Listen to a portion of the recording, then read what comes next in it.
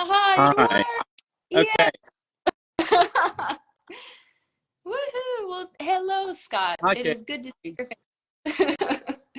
And thank you once again, everyone, for sticking with us with a little bit of some technical delays, but we are now here live. I am in Brunswick, and Scott Coleman is joining us from Little St. Simon's Island with a beautiful background. So thank you, Scott, for being here. My pleasure. And, Thank you for having me. oh, yeah, sure.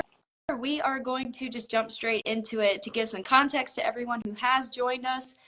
Giving Tuesday is in 1 week, and we are running a Giving Tuesday raffle. Give $100 or more by midnight on December 3rd, Giving Tuesday, and you can win a chance, one of three chances actually, or three trips to Little St. Simon's Island. So we wanted to provide y'all with a little bit more context and information about this exceptional place that you could win a trip to.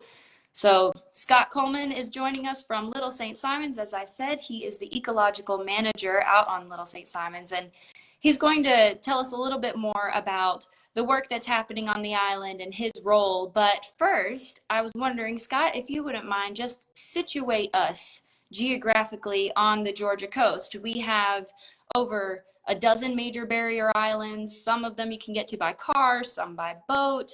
Where's Little St. Simon's Island, and how do you get there? Sure. Yeah, we are just below the center part of the coast, just at the mouth of the Altamaha River. And we're just off of the north end of St. Simon's Island. So we are a separate island from St. Simon's and only accessible by boat. So to get to Little St. Simon's, you drive to the north end of St. Simon's Island to the Hampton River Marina, where we have a ferry or boat that runs regularly a couple of times a day. And that's the way our guests and researchers and other staff come back and forth, is from Hampton River Marina. Okay, and Little St. Simon's, I mean, the name of it makes it feel like it's this tiny little island, but how big is Little St. Simon's? Yeah, it's actually quite large, about 11,000 acres, counting all of the salt marsh. So about 6 miles long, and at any point it's kind of 2 to 3 miles wide, depending on where you are on the island. All right, so could be a slightly long walk, but not necessarily a short walk in the woods. Right. And so with Little St. Simon's Island, you are the ecological manager. Could you tell us a little bit about what that means and what are the conservation projects or conservation work that y'all have happening on Little St. Simon's right now? Sure. So a lot of people are familiar with the lodge here, the guest lodge. People may be less familiar with our conservation work that we're up to. And so we really prioritize nature at Little St. Simon's Island. And we, as ecological manager, it's my job to oversee our conservation management strategies, our research projects, and to ensure that all the activities that we're doing here through the lodge and otherwise are not in conflict with nature. We have agreed to sort of put nature first. And so we have quite a bit of conservation projects, quite a number of conservation projects that are going on. This time of year, we're preparing for our Christmas bird count in early January. We're counting shorebirds as they migrate along the Altamaha Delta on our North Beach.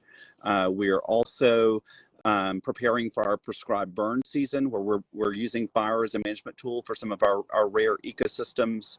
And later on in the spring and summer, we'll be following nesting shorebirds like American oyster catchers and nesting sea turtles. So a real variety of work depending on the season. It varies throughout the year.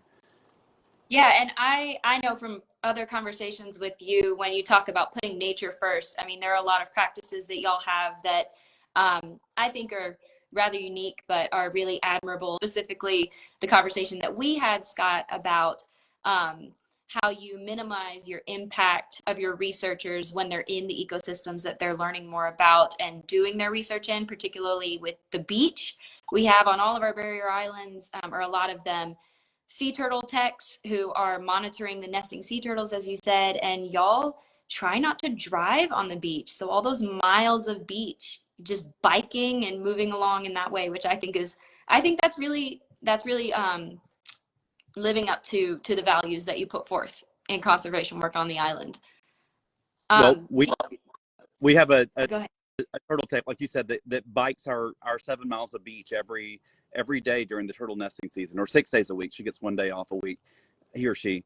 But yes, we do that primarily because of the for conservation. And so we have a lot of nesting shorebirds. We're one of the most important places for nesting Wilson's plovers and American oyster catchers. And both of those chicks are really at risk when you're driving vehicles on the beach. And so we've made a decision not to drive vehicles, with the exception of emergencies and a few other situations. We really limit that sort of traffic on the beach. So just one example of the way that we, as you said, are putting nature first. Right. And so if someone comes out and visits Little St. Simon's Island, obviously they've got some incredible landscapes that they're going to encounter, some ecosystems, lots of birds, it sounds like. So what could someone expect if they're coming out to visit Little St. Simon's Island? Well, Little St. Simon's is one of the most ecologically intact barrier island on the Georgia coast, meaning that what you see here is not too different than what some of the first explorers saw when they arrived on the Georgia coast. So being able to come and stay on Little St. Simon's, you have access to all of that nature, to our forests, to our marshes, to our 7 miles of beach, and it really provides an incredible immersive experience in a setting that is close to unparalleled. So just a phenomenal immersion in nature and beautiful landscapes and habitats, all while being led by really knowledgeable naturalists here on staff. And there are opportunities to kayak and bird watch and hike and learn more about the ecology and conservation of this region. That's awesome. And that would be such an incredible experience for someone who really loves Georgia's coast. And getting out to Little St. Simon's, as you said, it's kind of tricky to get out there. So for the raffle itself, our grand prize is a stay at the lodge, 2-night stay for 2 on Little St. Simon's Island. And so there's that, and then a day trip for 2, our second and third prizes. To just kind of wrap up our short and slightly fragmented talk, I want to ask you, Scott, do you have a favorite spot on Little St. Simon's, and why do you love it? Yeah, I have a lot of favorite spots, but I'd say my favorite spot is River Beach, which is up on the very north tip of the island, and it looks out over the Altamaha Delta, which is so incredibly significant for shorebirds and sea life and so many reasons.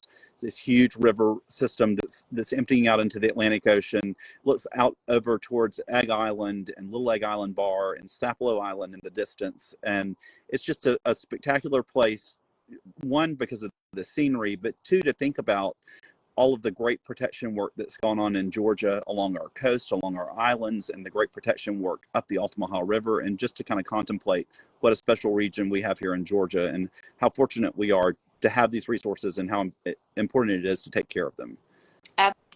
Absolutely. Absolutely. That's something we've been thinking a lot about at 100 miles, even in this giving season, the fact that we have to have all partners, all hands on deck for protecting this coast. So the ecological management and research that y'all do on Little St. Simon's, and connecting with the salt marsh protection work that we're trying to do up in the legislature and everywhere in between. I mean, it really is all connected. And I know that we as an organization are really grateful that we've got folks like you, Scott, and your team on Little St. Simon's and the other barrier islands along the coast, literally in the field pretty much every day working to protect this special place. Well, was there anything else you think that our viewers should know? Just to say how thankful we are for 100 miles, for being on the forefront of so many of these policy issues and running with things in the state legislature and with our local governments. We can address some of the threats here to conservation on the island, but it really takes an organization like 100 miles working with partners to address some of these bigger issues. So we're very thankful for that. Gratitude all around. Well, thank you again, Scott, for joining us. Thank you, everyone who joined us on this Facebook Live in its bits and pieces. We really do appreciate you taking the time to learn a bit more about this place. And as a reminder, we are running, 100 Miles is currently running our Giving Tuesday Little St. Simon's Island raffle. So with your gift of $100 or more by midnight on Giving Tuesday, that's next Tuesday, December 3rd already, you'll be entered for a chance to win one of 3 prizes to Little St. Simon's Island, which we've been talking about today. It's a great opportunity to explore and experience this unique island and support our organization as Scott and I have alluded to, continuing to protect Georgia's coastal landscapes, wildlife, and communities. Once again, Scott, thank you so much for joining us. Thank you everyone who's jumped on, and thank you to everyone who's already given and will give in the coming week leading up to Giving Tuesday. Thank y'all so much and have a great day.